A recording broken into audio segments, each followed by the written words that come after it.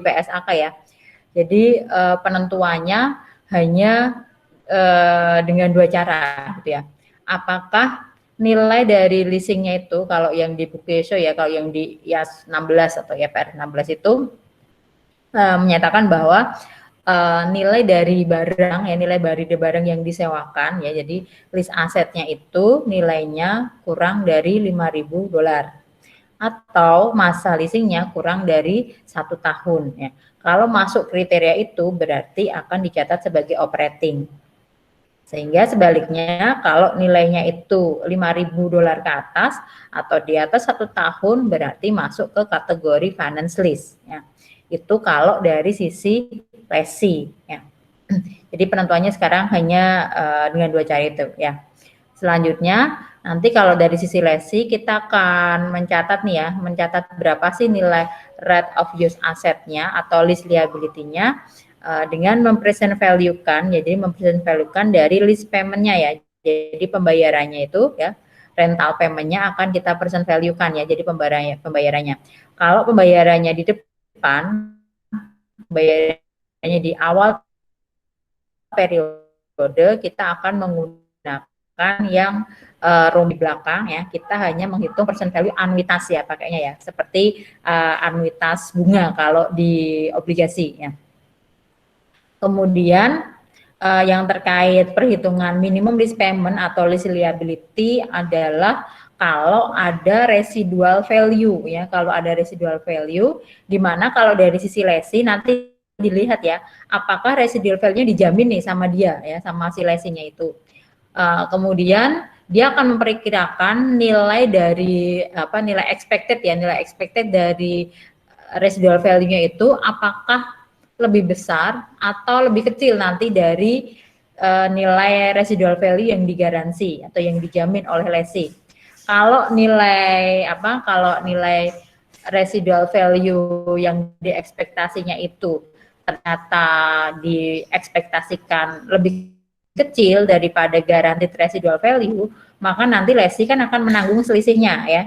Jadi menanggung selisih antara guaranteed residual value dan expected residual value di akhir masa.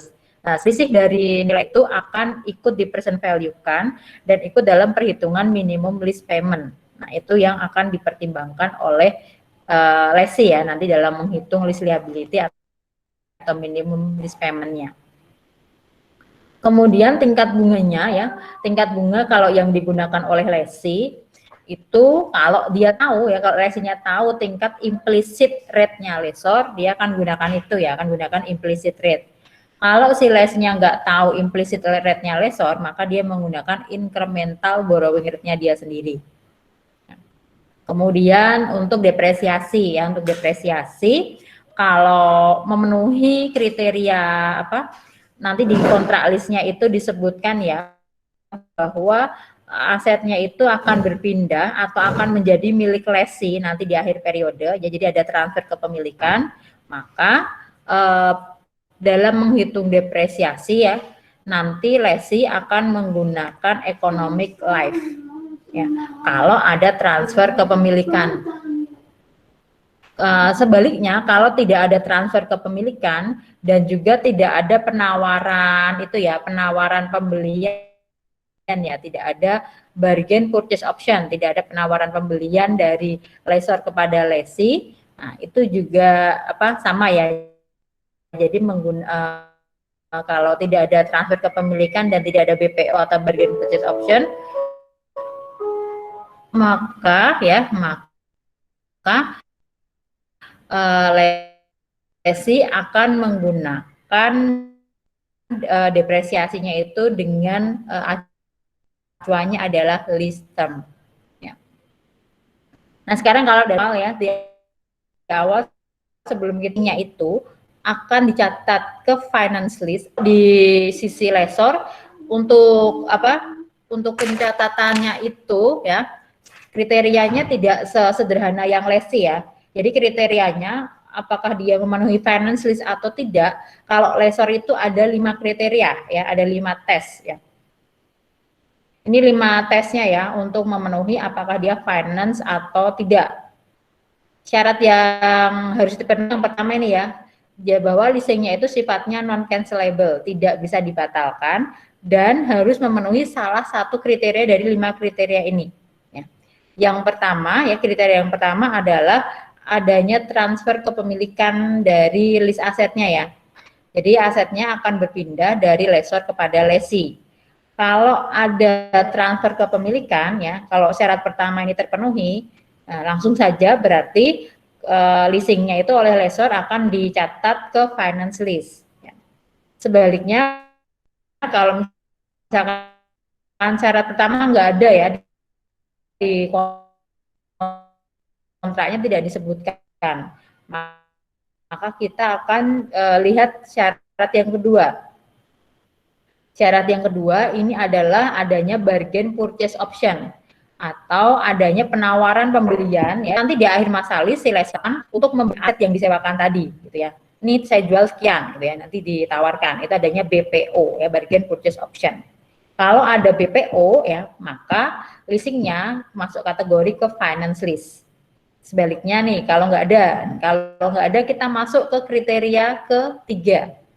Kita akan mengadakan lease term test ya. Kita akan menghitung persentase dari masa lease ini dibandingkan dengan ekonomik atau masa manfaat dari aset yang disewakan. Ya. Kalau di standar yang sekarang ini cuma disebutkan seperti ini ya. Lease term-nya ini major part. Ya, major part. Major part terhadap economic life. Major part ini berapa persen gitu ya. Jadi dia bagian substansinya itu berapa persen ya. Perbandingan antara lease term dengan economic life-nya berapa persen. Ini kalau di FRS itu nggak disebutkan. Nah, sebagai acuannya kita akan masih menggunakan yang di GAAP ya. Jadi yang di aturan sebelumnya mengacunya ke GAAP. Kalau untuk yang syarat ketiga ini lease term-nya itu minimal 75% dari masa manfaat atau economic life. Nah, jadi misalkan masa manfaatnya 4 tahun, maka lease term-nya itu minimal adalah 3 tahun. Nah, itu syarat yang ketiga. Kalau tidak memenuhi syarat yang ketiga, kita masuk lagi syarat yang keempat ya. Kalau yang syarat keempat ini ada present value test ya. Present value test ini adalah membandingkan antara present value dari pembayaran ya. Jadi yang perhitungan minimum lease payment. Kalau di sisi lessor namanya lease receivable ya. Jadi perhitungan dari present value dari rental payment-nya itu ya. Itu di sini cuma menyebutkan kalau di standarnya itu substantially all. Ini berapa persen dari fair value. Jadi present value dari rental payment-nya ini berapa persen dari fair value gitu ya, dari fair value asetnya. Di sini menyebutkan bahwa substantially all. Berarti kan hampir ya, hampir. Nah, kita pakai acuan yang di GAAP ini adalah 90%. Jadi kalau tadi syarat ketiga itu 75, kalau yang syarat keempat ini 90%. Jadi present value dari pembayaran itu minimal adalah 90%. Kalau kurang dari 90% berarti tidak memenuhi kriteria yang keempat. Nah, jadi present value dari pembayaran adalah 90% dari fair value aset. Kemudian yang syarat kelima ya. Yang syarat kelima ini adanya itu ya tes alternatif use test. Nah, di sini tuh apakah asetnya itu apakah asetnya itu sifatnya khusus ya sehingga nanti tidak bisa digunakan atau tidak ada penggunaan kembali oleh lessor. Mau nggak mau si lessornya ini harus menyewakan kembali atau menjualnya kepada lessee. Ya, ini alternatif use test. Kalau memenuhi memenuhi syarat ini, maka si lessor akan mencatatnya sebagai finance lease.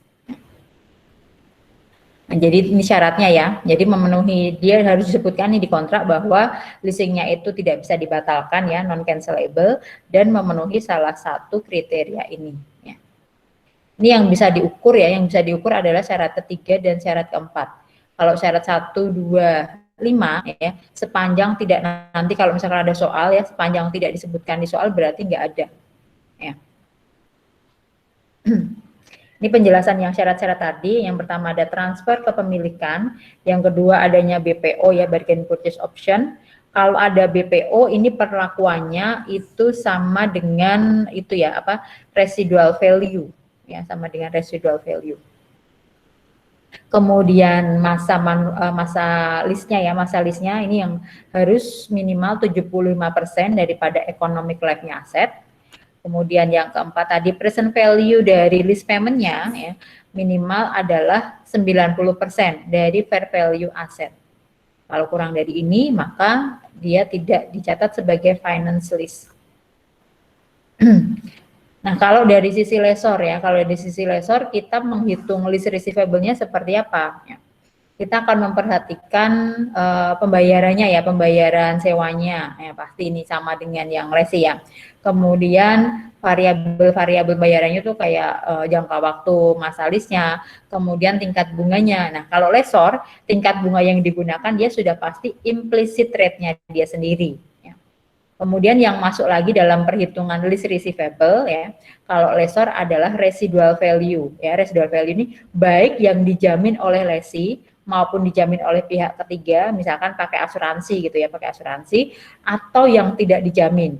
Sepanjang ada residual value-nya, ini ikut diperhitungkan dalam list receivable-nya lessor. Nah, ini yang agak berbeda nih, perlakuannya agak berbeda dengan lesi. Kalau lesi yang dimasukkan dalam perhitungannya kan kalau ada selisih ya, kalau ada selisih penurunan, baru kita present value kan masuk dalam perhitungan minimum list payment atau list liability. Sedangkan kalau lessor, ini begitu ada residual value, langsung saja ya residual value-nya berapa, itu di present value kan masuk dalam perhitungan list receivable.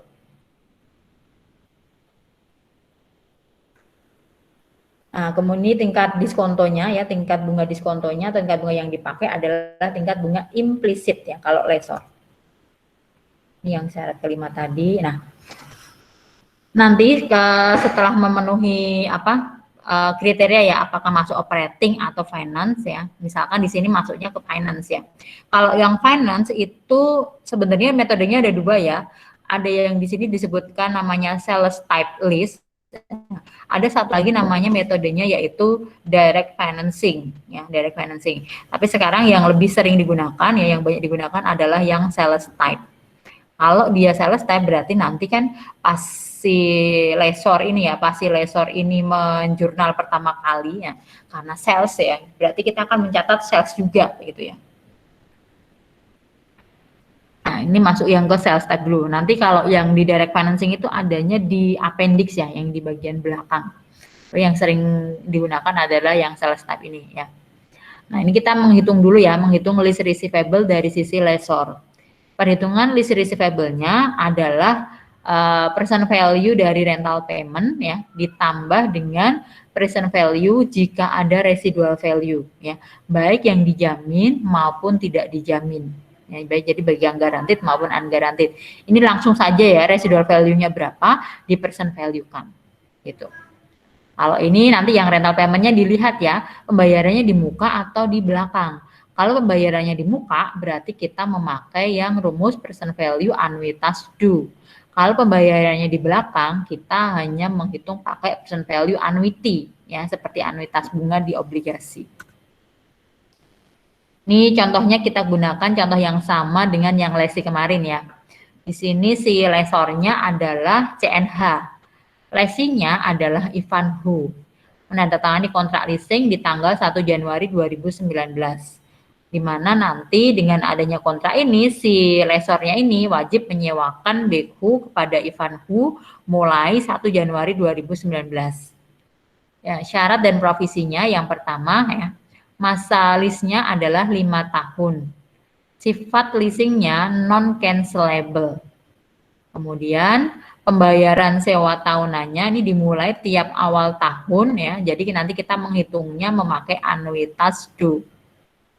Fair value dari aset ya, fair value dari asetnya adalah 100.000. economic life-nya 5 tahun ya, economic life-nya 5 tahun dan residual value yang dijamin 5.000. Yang di catatannya si Les ini dia nanti dia mengharapkannya itu ya expected residual value-nya itu lebih besar daripada 5.000 ini ya. Kalau dari sisi Lesi berarti kalau di sini expected residual value-nya itu lebih besar ya. Ini kan yang 5.000 yang guaranteed residual value-nya is less than, berarti guaranteed residual value-nya lebih kecil daripada expected residual value. Berarti expected-nya lebih besar sehingga tidak ada penurunan nilai. Kalau tidak ada penurunan nilai, kalau dari sisi Lesi kita tidak akan menghitung percent value dari selisih penurunannya ya, karena tidak ada penurunan. Jadi kalau dari sisi Lesi, perhitungan percent value-nya itu hanya berasal dari percent value anuitas due dari pembayaran sewanya saja. Sedangkan kalau dari sisi lessor ya, kalau di sisi lessor, perhitungan lease receivable-nya adalah percent value anuitas due dari rental payment-nya karena pembayarannya di awal ya, ditambah nilai dari guaranteed residual value yang 5.000 ini akan kita percent value-kan ya, yang akan menambah nilai lease receivable. Cost dari backhoe-nya adalah 85.000.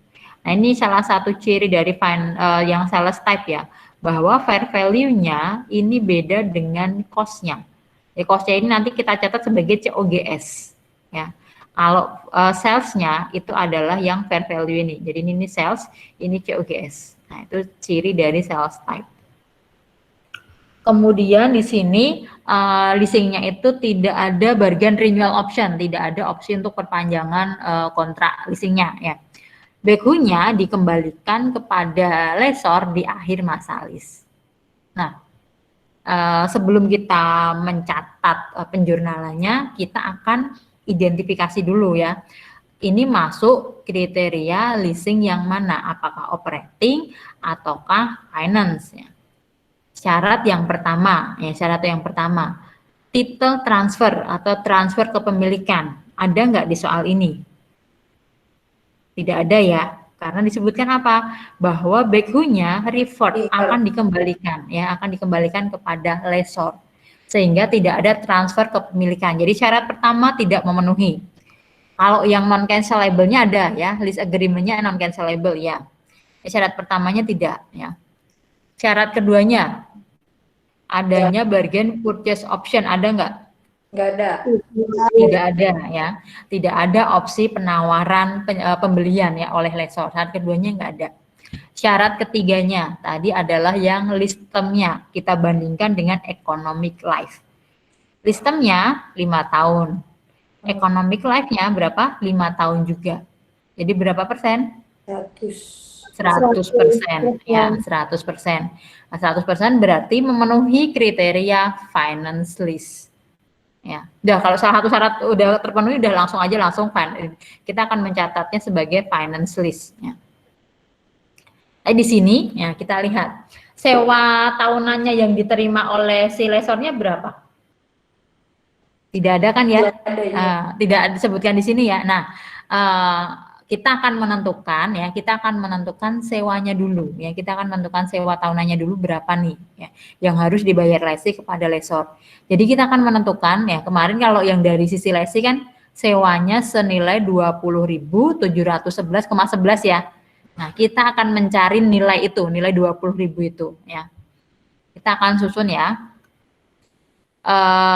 Nilai fair value asetnya tadi 100.000 ya. Nah, fair value inilah yang akan kita jadikan acuan sebagai lease receivable. Jadi nilai salesnya itu adalah yang ini, yang fair value ini ya, yang lease receivable yang 100.000 ini. Ya. Ini saya bikin biar lebih sederhana ya. Nah, jadi nanti kita hitung nih lease receivable itu adalah percent value anuitas due dari rental payment. Jadi pembayaran sewa tahunannya ya, kita percent value anuitas due kan karena pembayarannya di awal ya. Kalau pembayarannya di belakang hanya percent value anuitas saja ya tabelnya, rental payment-nya berapa. Nanti ini yang dicari ya. Rental payment ini yang akan kita cari ditambah dengan tadi ada residual value. Jadi kita percent value kan juga ya. present value, residual value. Kalau ini pakai tabel yang present value ya, pakai tabel yang 2. Nilai dari residual-nya adalah nilai fair value-nya tadi, yaitu 100.000.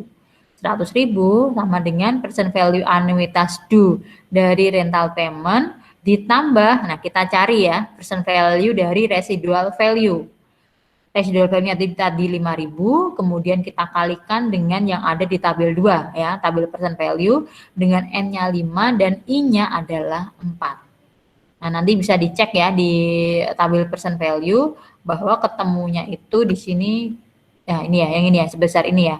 Yang dari tabel 2, dari tabel percent value diperoleh 0,82193. Ini kita kalikan nilai residual value-nya, sehingga totalnya hasilnya adalah 4.109,65.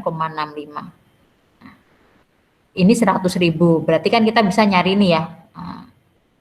Percent value anuitas due dengan N5 dan I4 ini bisa kalian cari di tabel percent value anuitas due. Ini ketemunya 4,6299. Jadi 4,6299 dikalikan nilai sewanya ya, nilai sewa tahunannya ya, ditambah dengan percent value residual value, nanti ketemunya harus 100.000. Nah, dari sini kan langsung ketemu ya, berarti rentalnya adalah ini 20.711,11. Nah, ini yang ditetapkan oleh lessor. Jadi si lesi harus bayarnya sekian. Jadi mulainya harusnya dari sini dulu ya, dari sini ketemu 20.711,11, baru tuh si lesinya dia akan memperhitungkan percent value anuitas dunia juga ya. Dia akan memperhitungkan lease liability-nya dengan nilai sewa pembayaran tahunannya adalah yang ini 20.711,11. Nah, ini kita peroleh ya, kalau itu pembayaran sewa tahunannya. Kemudian tadi dari tes kriterianya masuk kriteria finance lease ya. Memenuhi kriteria ketiga. Kalau kriteria keempat memenuhi enggak? Nah, di sini dihitung nih. Dengan perhitungan apa? Lease receivable-nya tadi ya. Nilai dari percent value rental payment-nya nih totalnya sekian ya, 95.890,35. Ini percent value dari rental payment-nya. Kalau di plus residual value nilainya sama dengan fair value ya. Sehingga jurnal pertama kita ya, jurnal di tanggal 1 Januari 2019, karena syarat ketiga dan keempat memenuhi ya, maka kita akan mencatatnya dengan finance lease ya. Dan fair value-nya beda dengan cost-nya. Jadi kita akan mencatatnya ke sales type. Kita akan jurnal debitnya lease receivable, kreditnya adalah sales revenue. Kemudian, ya di sisi apa? Tadi kan ada COGS-nya ya, ada cost-nya ya. Jadi kita jurnal juga COGS pada inventory sebesar 85.000. Nah ini, jurnal penjualan seperti ini kan ya. Nah, makanya namanya sales type. Lalu kita susun tabel amortisasinya untuk menghitung bunganya ya. Nah, bisa dilihat di sini ya, tabelnya berbeda dengan yang dibuat oleh lesi. Yang sama di bagian mana? Yang sama hanya di bagian annual lease payment ya. Bagian sini ya, yang annual lease payment nih. Hanya yang sini ya, yang pembayarannya aja yang 20.711,11 ini sama. Karena ini yang melibatkan kas ya, kas yang dibayar oleh lesi kepada lessor itu sekian, 20.711,11. Kalau interestnya, pengakuannya beda, nggak masalah ya. Nih, kita bandingkan ya dengan yang oleh lesi kemarin. Mana lesi?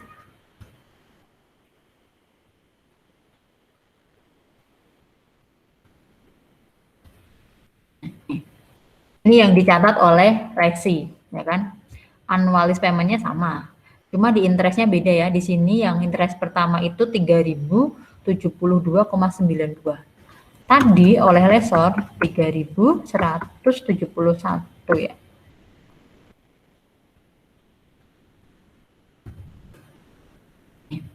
Rp3.171,56 ya, beda kan? Jadi interest expense-nya siapa si lesi tadi 3.072. Interest revenue-nya si lessor 3.171. Nggak masalah ya. Jadi pengakuan bunganya beda nggak masalah. Asalkan kas yang dibayar dan yang kas diterima itu sama ya, 20.711,11. Selanjutnya, kita masih jurnal di tanggal 1 Januari 2019 ya. Tadi kan hanya jurnal untuk salesnya saja. Sekarang kita akan jurnal juga untuk penerimaan pembayaran sewa yang pertama di tanggal 1 Januari 2019 juga. Ya, kita akan menerima kas 20.711,11. Ya. Kreditnya apa? Dia akan mengurangi list receivable. Sehingga yang di tabel ini ya, kalau yang tabel kiri paling kiri ini adalah pembayaran sewanya. Kalau yang paling bawah nih, ini adalah untuk residual value. Ya, untuk residual value nanti yang akan diterima kembali oleh lessor. Ini kalau lesi tidak menjamin, lesi nggak akan memasukkan. Lesi menjamin pun dia akan menilai apakah ada penurunan value atau tidak. Ya. Kemudian ini yang di kolom berikutnya ini adalah bunga ya. Kita peroleh dari tingkat bunga implisit dikalikan dengan saldo list receivable. Kalau untuk yang pertama ini yang interestnya 0, ini kan masih 0 hari ya, masih 0 hari. Jadi bunganya 0. Kemudian pengurangan atas list receivable ini adalah selisih antara annual payment dengan interestnya ya, dengan bunganya. Sehingga setelah pembayaran sewa yang pertama, saldo list receivable-nya juga langsung berkurang ya, sebesar pembayaran sewa yang pertama, 79.288,89. Nah, bunga yang 3.171,56 ini kita peroleh dari tingkat bunga implisitnya 4% dikalikan dengan yang saldo sebelumnya ya, list receivable sebelumnya yaitu 79.288,89. Selanjutnya untuk yang reduksinya ya, pengurangannya yang 17.539,55 ini kita peroleh dari selisih antara 20.711,11 dikurangi dengan 3.171,56. Jurnalnya, ini jurnal tanggal 1 Januarinya ya, 2019 pas pembayaran yang pertama. Kemudian di tanggal 31 Desember ya, di tanggal 31 Desember kita akan menjurnal untuk pengakuan interest revenue. Ya, kita akan mengakui interest yang 3.171,56 ini ya. Kita catat sebagai list receivable. Ya. Kalau ini kan nanti baru diterima di awal Januari di tahun berikutnya ya, di 1 Januari 2020. And list receivable, kemudian kreditnya kita akui sebagai interest revenue ya, sebesar interestnya ini ya 3.171,56. Ini penyajiannya di neraca dan income statement ya. Kalau di neraca nanti akan kita pecah nih untuk yang current asset dan non current asset. Nah, ini kalau di yang standar sekarang ya, ini namanya on balance sheet. Jadi nilai list receivable maupun list liability ya, list liability yang ada di neracanya lesi ya, itu wajib dicantumkan di neraca. Nah, kalau dulu leasing ini salah satu pembiayaan yang sifatnya off balance sheet. Jadi tidak dicantumkan di neraca. Mengapa ya aneh? Nah, ini makanya sekarang dirubah nih, jadi on balance sheet harus ya, baik dari sisi lesi maupun lessor harus tercantum di neraca ya, nilai leasingnya itu berapa. Nah, dari yang tabel ini kita akan pecah mana yang masuk bagian dari current itu ya, current portion ya, bagian current atau bagian lancar dari nilai list receivable. Untuk yang masuk bagian lancarnya ini adalah yang akan diterima pembayarannya di tanggal 1 Januari 2020 ya. Yang ini kan akan diterima nih, akan diterima pembayarannya di 1 Januari 2020. Sehingga untuk yang angka 61.749,34 ini yang masuk ya, ini yang masuk di bagian non current. Kemudian yang masuk di income statement ya, karena tadi ada sales revenue ya, ada sales revenue ini masuk pasti di income statement. Kemudian COGS ya, COGS juga masuk di bagian income statement ya. Sales kurangi COGS akan kita peroleh apa? Gross profit. Ya. Kemudian yang masuk di other revenue ada interest revenue ya, yang tadi diakui di tanggal 31 Desember 2019. Kemudian pembayaran yang berikutnya ya, pembayaran di tanggal 1 Januari 2020. Kita menerima lagi ya, menerima kas 20.711,11, kemudian kreditnya kita mengurangi list receivable. Di tanggal 31 Desembernya kita akan mengakui pendapatan bunga yang berikutnya ya, yang 2.469,97. Kita catat sebagai list receivable, kreditnya adalah interest revenue. Begitu seterusnya ya, begitu seterusnya sampai yang pembayaran yang terakhir nih, penerimaan pembayaran yang terakhir di tanggal 1 Januari 2023. Ya.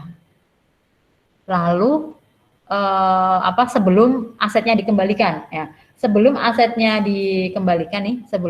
dikembalikan di tanggal 31 Desember 2023 kita akui bunganya dulu ya. Kita catat sebagai list receivable pada interest revenue sebesar yang residual value ya, yang bunganya yang ini ya, 192,19. Selanjutnya, yang kita catat pas pengembalian aset.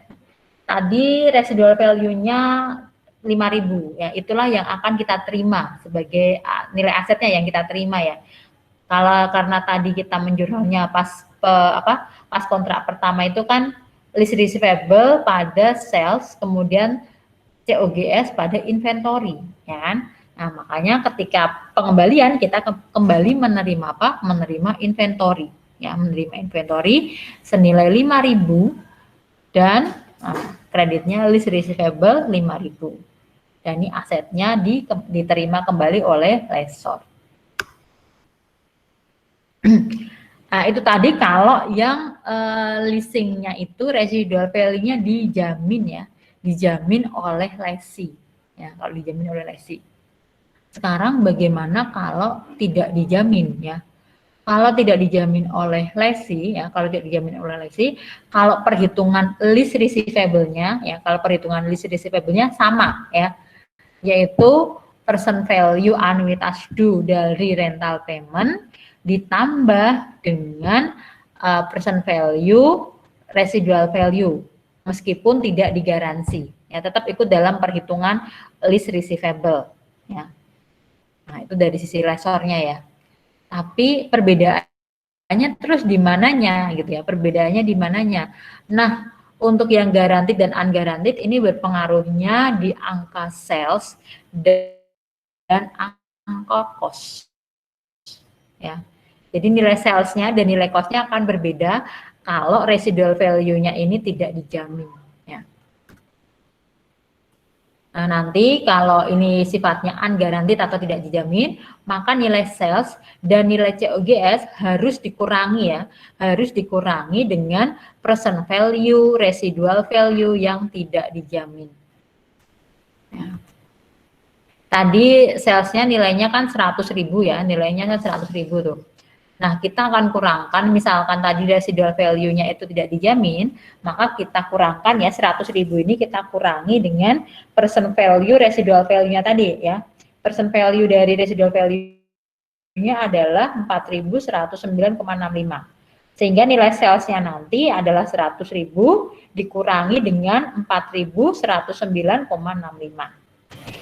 Untuk yang COGS atau cost-nya itu juga sama ya, bukan lagi 85.000, tapi harus dikurangi dengan 4.109,65. Ini tabel perbedaannya ya. Kalau yang residual value-nya dijamin, list receivable-nya sama ya, baik yang dijamin maupun tidak.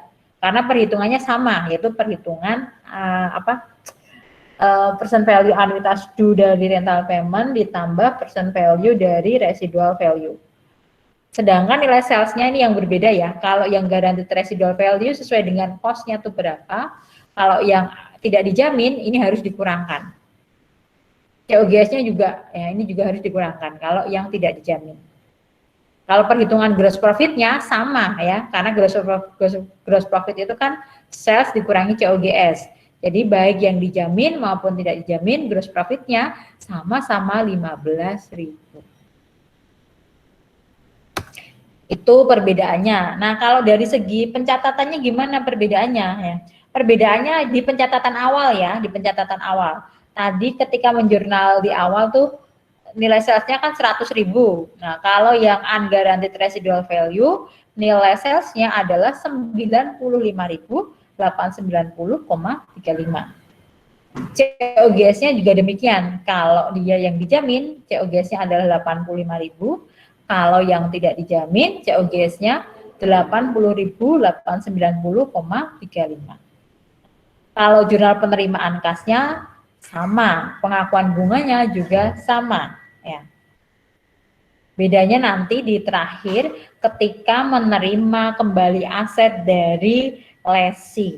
Ya. Di sini asumsinya misalkan ya, misal ini terjadi perbedaan ketika nilai aset yang dijamin tadi nilainya turun. Nah, itu akan beda. Kalau yang residual value-nya dijamin dan yang tidak dijamin nanti pencatatannya beda. Hanya jika residual value-nya itu turun dari nilai jaminannya. Kalau tidak turun, jurnalnya sama ya. Kalau tidak turun, jurnalnya sama ya. Langsung inventory pada list receivable senilai 5.000. Itu kalau tidak turun ya, baik guaranteed maupun unguaranteed sama jurnalnya. Nah, kalau ternyata nilainya turun nih, di sini misalkan turun nilainya menjadi 3.000 ya. Jadi nilai aset yang diterima itu nilainya menjadi 3.000. Kalau dijamin ya, kalau dijamin kan berarti nanti lesi akan mengganti selisihnya. Ya, jadi mengganti selisihnya. Tadi kan jaminannya 5.000 ya, dijaminnya 5.000. Ternyata turun menjadi 3.000. Selisihnya 2.000 ya.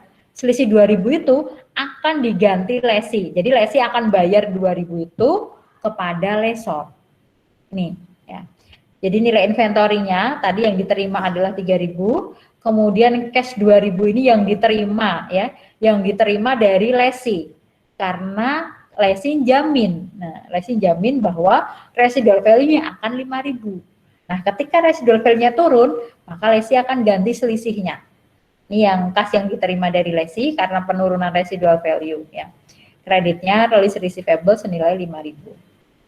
Nah, kalau yang residual value-nya nggak dijamin nih ya, kalau tidak dijamin ya, maka lesi kan nggak ganti ya, lesi tidak menyerahkan selisih cash kepada lesor. Maka selisih penurunannya oleh lesor akan dicatat sebagai loss. Ya, ini akan dicatat sebagai loss. Loss on lease. Senilai penurunannya yaitu 2.000. Nah, ini kalau residual value-nya tidak dijamin. Nah, itu bedanya, ya, bedanya antara residual value yang dijamin dan tidak dari sisi lesor.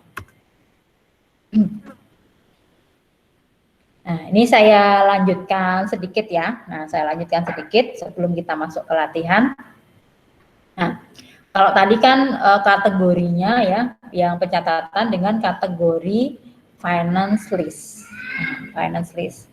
Sekarang bagaimana kalau pencatatannya ya, kita menggunakan yang kategori operating. Nah, misalkan contoh ini ya, perjanjian kontrak leasing antara Hathaway dan MNS. MNS ya. Di sini syarat-syaratnya nih, masa lease-nya adalah 3 tahun. Kemudian sifat leasingnya non-cancelable. Nah, ini sudah disebutkan non-cancelable ya. Kemudian rental payment-nya tiap periodenya adalah 17.620,09 dengan pembayaran pertama di awal periode, sehingga nanti kita menghitung percent value-nya dengan basis anuitas due, ya pakai PVAD. Selanjutnya fair value dari compactornya, ya, ini sama dengan cost-nya yaitu 60.000. Estimasi masa manfaatnya 5 tahun, kemudian residual value di akhir masa lease itu nilainya 12.000 dan tidak dijamin. Di leasingnya tidak ada bargain renewal optionnya ya, tidak ada penawaran untuk perpanjangan masa leasing. Kompaktornya ini asetnya ini akan dikembalikan ke lesor di akhir masa lease. Implicit rate lesor diketahui oleh lesi. Ya. Incremental borrowing rate-nya lesi ini harusnya MNS ya. MNS yang incremental borrowing rate-nya ya. Itu 6% ini punyanya lesi ya. Selanjutnya implicit rate-nya lesor si Hathaway-nya juga 6%. Kebetulan sama. Nah, kita akan identifikasi dulu ya. Nah, untuk yang non cancelable disebutkan di sini ya, ada bahwa kontrak leasingnya non cancelable. Kita akan membuktikan bahwa sifatnya ini operating gitu.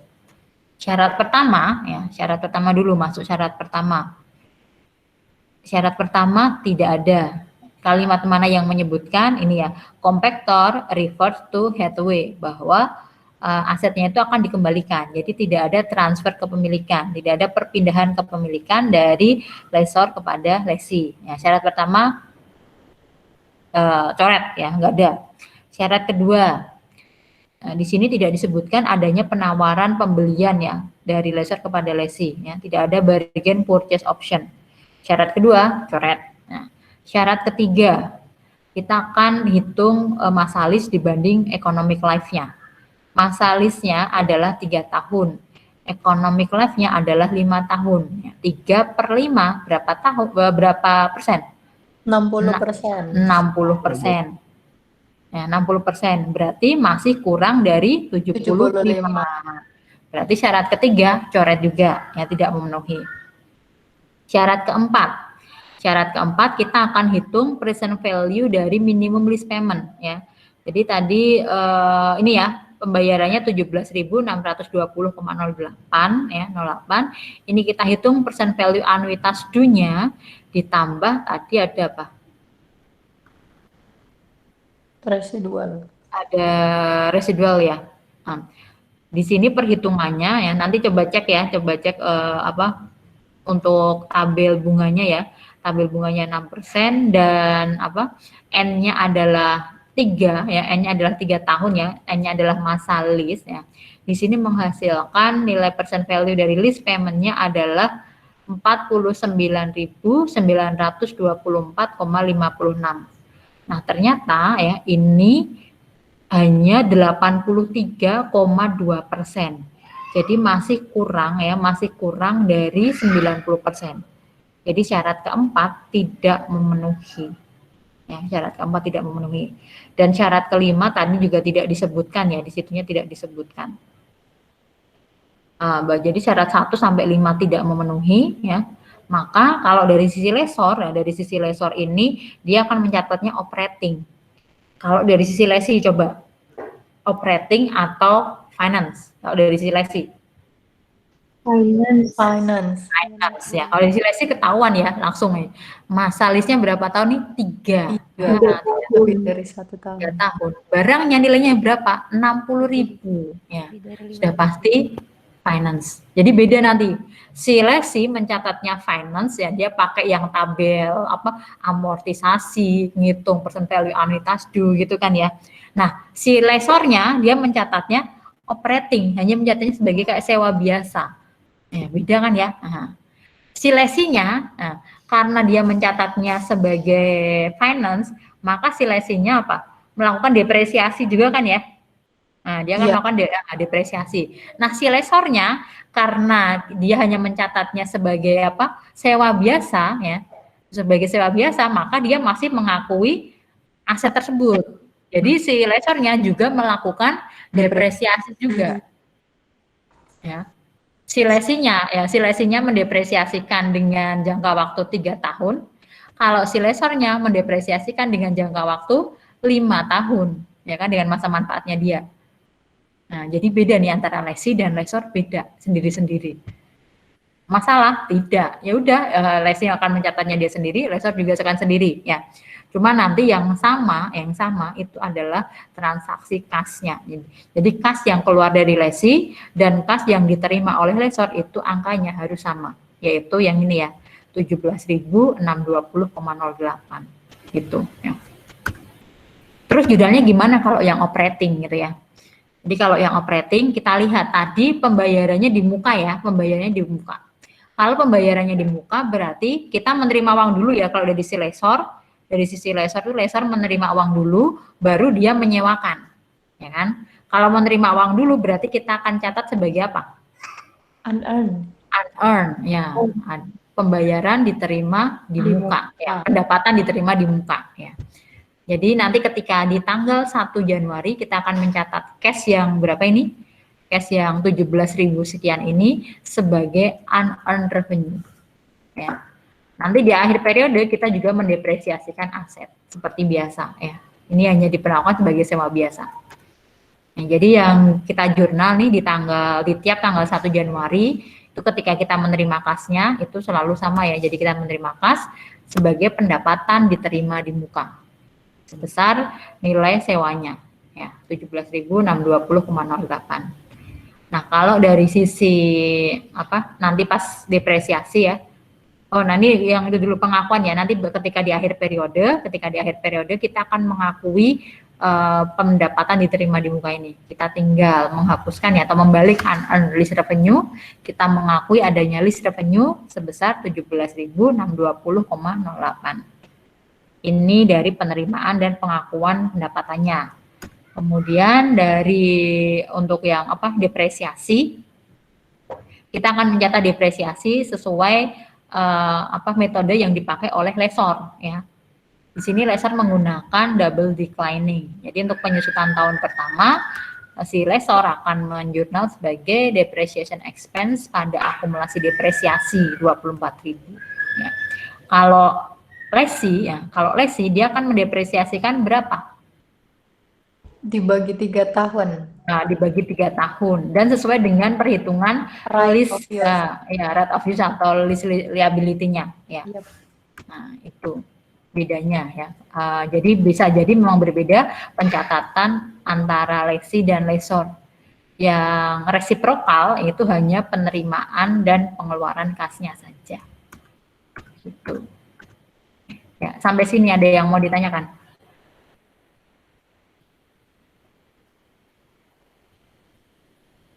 Tidak ada, insya Allah bisa mengikuti ya. Insya Allah Bu. Ya,